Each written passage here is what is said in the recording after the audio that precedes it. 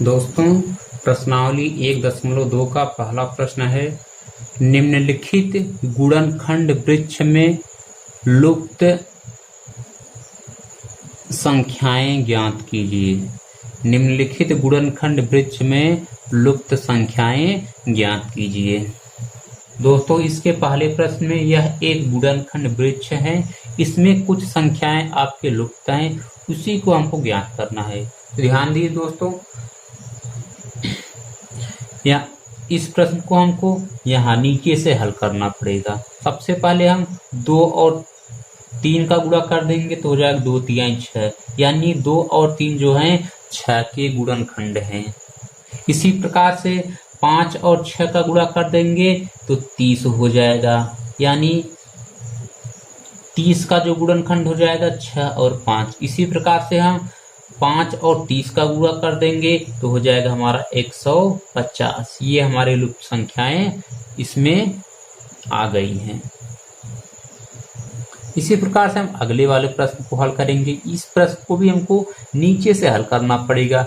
7 और 3 का गुणा कर देंगे तो हमको वह वाली संख्या प्राप्त हो जाएगी, यानी 7 त्रिक 21, यानी 21 के जो गुणनखंड हैं 7 और 3 होंगे। 2 और 21 किसके गुणनखंड हैं, इसका हम आपस में गुणा कर लेंगे, यानी 21 दूना 42 यहाँ पर आपका भरा जाएगा। इसका तीसरा प्रश्न है दोस्तों इसके तीसरे प्रश्न में हमको a का मान करना है। तो यहाँ पर ध्यान दीजिए, सभी अंक यहाँ पर भरे गए हैं, हमको सिर्फ a का मान निकालना है। तो यहाँ पर ध्यान दीजिए, देखिए 39 के 2 अभाज्य गुणनखंड कौन कौन से होंगे। एक अभाज्य गुणनखंड 13 है, तो दूसरा क्या होगा, क्या करेंगे हम 39 में जब हम 13 से भाग करेंगे तो हमारा यहाँ पर 3 आएगा, यानी a के स्थान पे 3 भरा जाएगा हमारा। इसी प्रकार से दोस्तों चौथे प्रश्न में हमको x, y और z का मान ज्ञात करना है।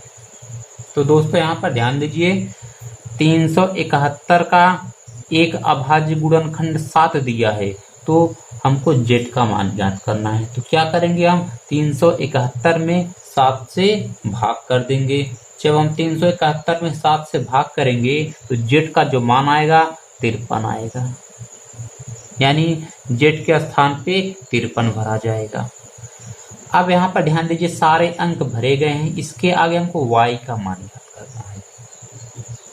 तो यहाँ पर ध्यान दीजिए, y का जो 2 गुणनखंड है 3 है और 1855 है, तो हमको y का मान क्या होगा, तो करेंगे क्या, 3 और 1855 का आपस में हम गुणा कर देंगे। जब हम गुणा कर देंगे 3 और 1855 का, तो हमको प्राप्त हो जाएगा 5565। अब ध्यान दीजिए, जब हमको y का मान प्राप्त हो गया तो हम x का भी मान आसानी से निकाल सकते हैं। दोस्तों आप इसको हल कर लीजिएगा, x का मान क्या होगा। इसका दूसरा प्रश्न है, गुणनखंड वृक्ष के प्रयोग से निम्नलिखित संख्याओं के गुणनखंड कीजिए। तो इसका जो पहला प्रश्न है 420 का हमको गुणनखंड वृक्ष का प्रयोग करके गुणनखंड ज्ञात करना है। तो चलिए दोस्तों, गुणनखंड वृक्ष से गुणनखंड कैसे ज्ञात करते हैं देखते हैं। आपको लिख देना है यहाँ पर 420। इस प्रकार से आपको एक बॉक्स बना लेना है। अब ध्यान दीजिए, 420 में हमको सबसे छोटी अभाज्य संख्याओं से भाग करना है। तो सबसे छोटी अभाज्य संख्या होती है 2, और 2 से हमारा 420 पूरी तरीके से कट जाएगा। तो आपको करना क्या है, एक बॉक्स में यहाँ पर लिखना है 2, और एक बॉक्स आपको इस प्रकार से और बनाना है। जब आप 420 में 2 से भाग करेंगे तो भागफल जितना जाएगा आपको वो लिखना है। तो हो जाएगा आपका 210, यानी 210। अब फिर हमको 210 में सबसे छोटी अभाज्य संख्या से भाग करना है, यानी 210 जो 2 से फिर कट जाएगा, तो फिर से इसको हम 2 से भाग करेंगे। जब हम 210 में 2 से भाग करेंगे तो भागफल हमारा कितना जाएगा, ध्यान दीजिए, 2 एक का नाम 2, 2 पछे 10, 105। अब फिर हमको 105 को सबसे छोटी अभाज्य संख्या से भाग करनी है, यानी सबसे छोटी का मतलब है दोस्तों कि छोटी अभाज्य संख्या से हमको भाग करना है। तो ध्यान दीजिए 105 जो है 2 से नहीं कटेगा, तो अब देखते हैं इससे बड़ी अभाज्य संख्या क्या है 3। 105 जो है 3 से कट जाएगा, तो इस बॉक्स में हम भरेंगे 3 और यहाँ पर एक बॉक्स और बना लेंगे।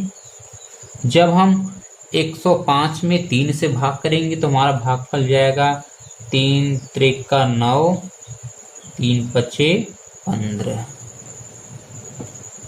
यानी 35 बार। अब 35 में हमको छोटी अभाज्य संख्या से भाग करना है, तो ध्यान दीजिए 35 ना तो 2 से कटेगा और ना ही 3 से कटेगा। तो देखते हैं अगली अभाज्य संख्या क्या है 3 के आगे 5। देखिए 35 जो है 5 से कट जाएगा, तो एक बॉक्स बनाएंगे हम। अब यहाँ पर हम 5 भरेंगे और जब हम 35 में 5 से भाग करेंगे तो हमारा भागफल कितना जाएगा 7। अब ध्यान दीजिए 7 भी हमारी एक अभाज्य संख्या है। जब आपको नीचे दोनों अभाज्य संख्या मिल जाए तो आपको वहीं पर रोक देना है। ये हो गया 420 का गुणनखंड वृक्ष से अभाज्य गुणनखंड। इसी प्रकार से दोस्तों बाकी प्रश्नों को आप लोग हल कर लेना। कोई दिक्कत हो तो आप कमेंट बॉक्स में लिख देना।